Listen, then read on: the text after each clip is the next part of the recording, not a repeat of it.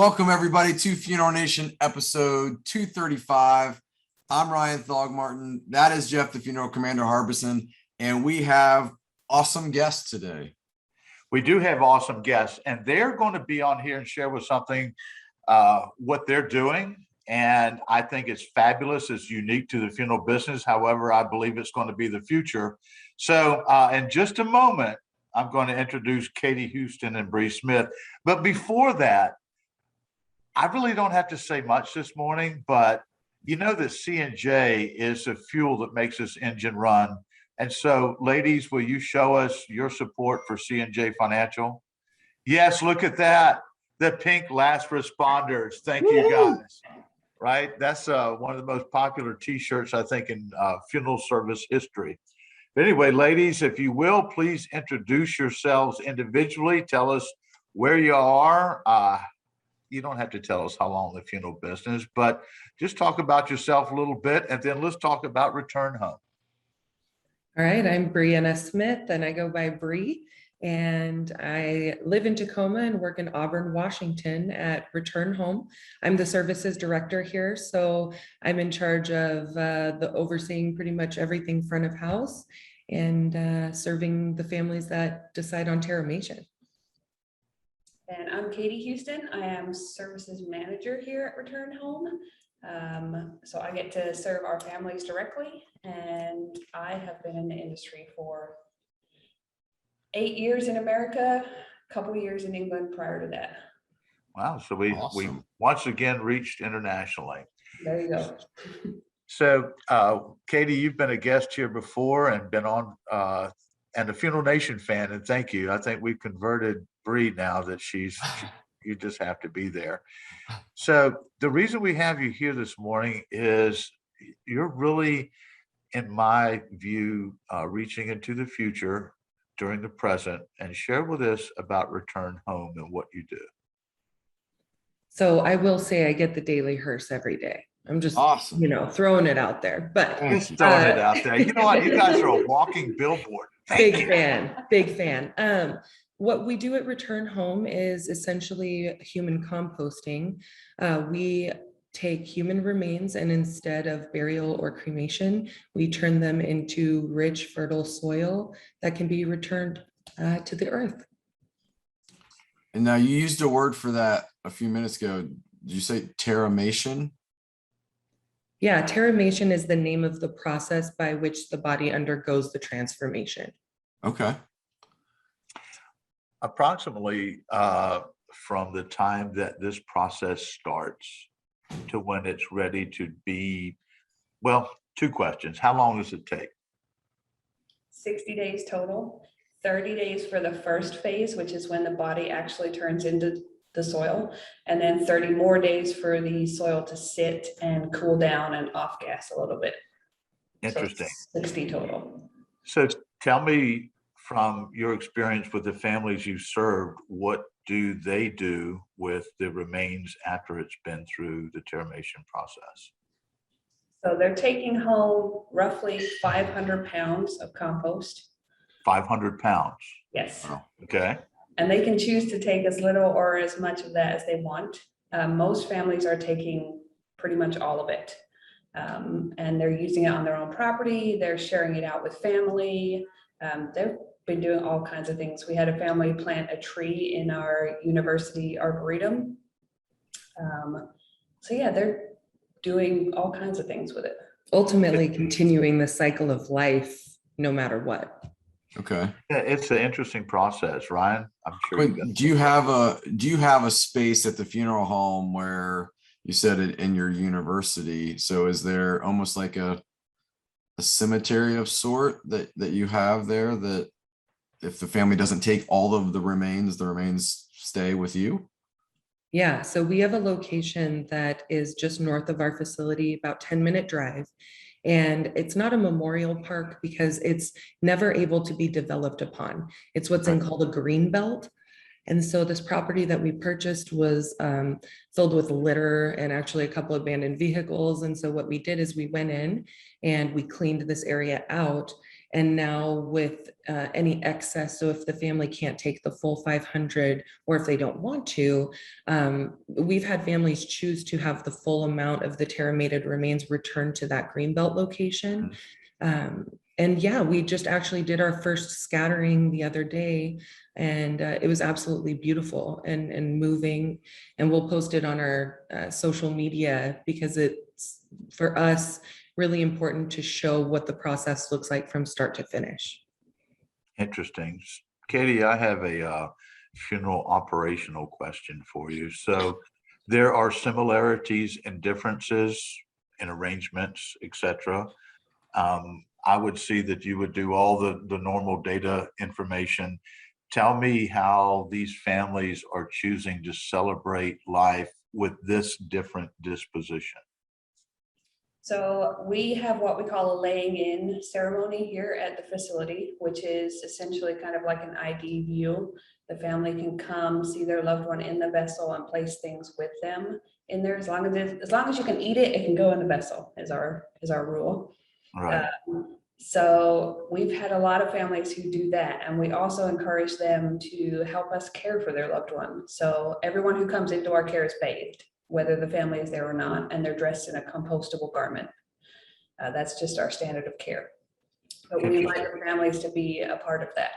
And a lot of them have taken us up on that offer because they don't know it's an option. Right. Oh, Right. Really cool. And of course, our job as funeral professionals is to provide information so that families can make educated decisions. And so I like that, because the family's coming in saying, hey, this is something new and different. Tell me about it. And it sounds like you guys are explaining so well that they're like, this is really great. I mean, I don't see, in my point of view or perspective, how this isn't a great thing for our business. And I'm sure out there in the funeral nation, there'll be somebody going, I don't believe we ought to do that. that's right. What's going to happen to the industry where we're trying to get vegetables, just pick a stupid subject. But I really believe that I met all of your team when we were in Nashville a few weeks ago. But is there other places? Tell us about other states you're aware of that are initiating this process. So quickly, as far as other funeral homes go, we do not offer traditional service at our funeral home. We do, however, partner with funeral homes to offer that to families. So if a family comes to us and says they want a traditional service, I can find a funeral home that we partner with in your local area that you can have that, and then come to us as a disposition method. So we're funeral directors, we're embalmers, we're not cutting that out of Right. industry at all. We're just edging our way in a little bit. Yeah, it's a disposition. And I think it's fabulous that we have another. So how has the funeral homes in your area connected with you on a positive, or is there a little bit of negativity? Well, what we did is we actually had the opportunity with the Washington State Funeral Directors Association to speak at the district meetings. So there were 8 different, it was 8, I think 8 total district meetings that I got to go present at. And I didn't know what to expect, certainly because I've been, actually before Katey joined us in September, I was the only funeral person here at Return Home. Everybody else are engineers and soil scientists, Right. and, HVAC specialists. So ultimately, I just got just nervous. I'm sorry, I get a little bit nervous, but I spoke. So I spoke at all 8 of these meetings, and the reception was warm. It was surprising how people were kind. And I think that as scientists, the people that we're speaking to know that what we're doing is accelerating decomposition. Ultimately, that's, we move oxygen through a vessel that is hyperdrive with this body that can transform into soil in a very short amount of time. And when you talk to science people about science, it's well received. And then of course we start to talk about the service aspect of what we're doing, and you know, changing up maybe a little bit how the family thinks about the steps directly following the death. But we're not trying to encroach. And so they know that not only are we solid in our science, but we're not trying to encroach upon what they have established. We Mhm. want them to maintain those long-standing relationships with the families. And we just want to be able to offer something that's a little bit more mindful to the ultimate end product and the effect on the earth. I don't think you could have said that any better. I That's don't know what you're nervous elegant. about. That was awesome. Oh, guys. It was good. So like you're approved, this has been a process for you to get approval in the state of Washington. Are there other states that that you could share that you're working on getting approval in, or, you know, if you can share that, is there other states that look like they would approve this and come on board? Yeah, so Colorado and Oregon currently have legalized it. Massachusetts, Delaware, New York, Indiana, California. Oh, wow. yeah, They're California. all coming up. Now, are you spearheading that, or is this just natural conversation because it needs to happen? It's a little bit of everything. I think we're a part of supporting that. There's kind of grassroots campaigns that are also supporting that. And then state associations are really pushing that. Great. We're making connections with those entities Good. so that we can, you know, help be influential, because our setup and what we have here is available to be seen by the public.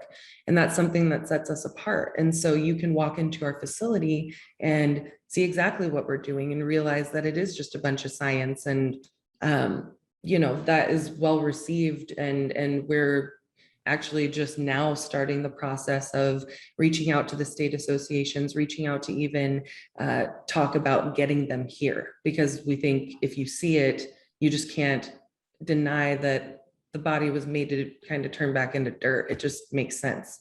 Well, yeah, I mean, ashes to ashes, dust to dust. There we go. I mean, that's been around for a long time, and you Long guys are time. like, hey, wait a minute, we have an idea. Yeah, that's awesome. I'm really excited because hearing, number one, the reception from our fellow professionals is indicative of how our profession is changing. Yeah. I would venture to say that if this were 10 years ago, there would be all sorts of roadblocks. We can't do that, etc. And now I believe that we have a broader view of what death is about and how we can serve families. And this is something that is, I believe, upping the game in the conversation of how we deal with death. And I think it's just fantastic. Yeah, it's awesome. Well done on really pushing forward you're creating a new silo of disposition, which is not easy in an entire profession. So well done in spearheading this and creating conversation, and you know, it brings positive attention to the death care space. I fully concur. And so I appreciate you ladies coming on. I know that it was a big deal this morning because there's fire alarm testing and traffic and all those things that come along.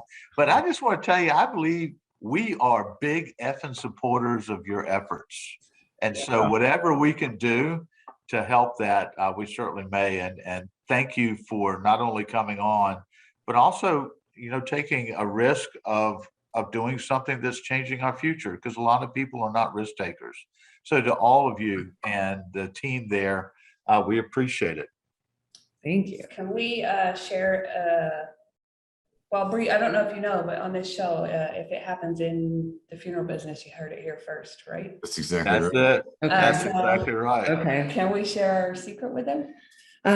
Yeah, I think actually this is great. Okay, so what we're doing is we do believe in change, and we believe in a movement. And this is something that, being a part of it and seeing families' reactions and hearing this question a lot, how can I invest? We've been asked that question a lot. So what we've decided to do is open up an equity crowdfunding at the end of this month, for people who, a lot of times when people do a raise of money, they will require like $100,000 to buy into something. And ours is like 250, I think, dollars or something close to that. And it's an investment and it's a total risk. Everything that I've done since I started here is a risk. And Yeah. we just want to make the ability for people who are like us, who I was not born into a funeral family at all, and I never had the opportunity to own a firm or something like that, to get a little slice of the pie, man. I mean, I guess that's what we're talking about right now, because this, if we can build it up, is making the world better, and we want people to be able to participate in that. So end of November, if you guys are interested, we're on socials at Return Home NOR. You can hit us up there, or info@returnhome.com. And we're trying to make the ability to become part of a movement accessible to the everyman. And I think it's kind of cool. I think it's cool anyway. So No, we do too. That's I think awesome. that's a great idea. So you're actually, once again, going about this in a different manner than what's customary in the funeral business. And so I applaud you. I mean, Yeah. we're effing on board. So you got big supporters here. Well, ladies, I know that the alarms have to go back on, and you have work to do. I've got Friday activities.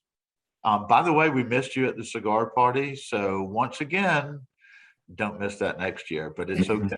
I know that you were very busy. Anybody that somebody was there. That's it. Next year. All right. Well, thank you all so much for taking time this morning to come on with us. And we're excited, and we want to keep in touch and see how the future is going with you. thank you, Jeff. Cool, Thank you thanks. guys so much. Awesome. Thanks, Thank Ryan. you. All right. Until next time, have a great effing week. Oh, dear.